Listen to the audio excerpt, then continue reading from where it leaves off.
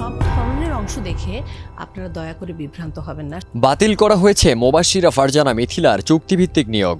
তিনি কানাডার অটোয়ায় বাংলাদেশ হাই কমিশনে কাউন্সিলর হিসেবে নিযুক্ত ছিলেন। অন্তর্বর্তীকালীন সরকার কাউন্সিলর মোবাশ্বিরা ফারজানা মিথিলার সঙ্গে চুক্তি বাতিল করেছে। 17 আগস্ট জনপ্রশাসন মন্ত্রণালয়ের চুক্তি ও বৈদেশিক নিয়োগ শাখা থেকে উপসচিব আব্দুল্লাহ আরিফ মোহাম্মদ স্বাক্ষরিত প্রজ্ঞাপনে এ তথ্য জানানো হয়। 71 লোগোটি দেখা যাচ্ছে এবং আমাকে দেখা যাচ্ছে। এর আগে 71 টেলিভিশনের কারেন্ট অ্যাফেয়ার্স বিভাগের প্রধান ছিলেন ফারজানা মিথিলা।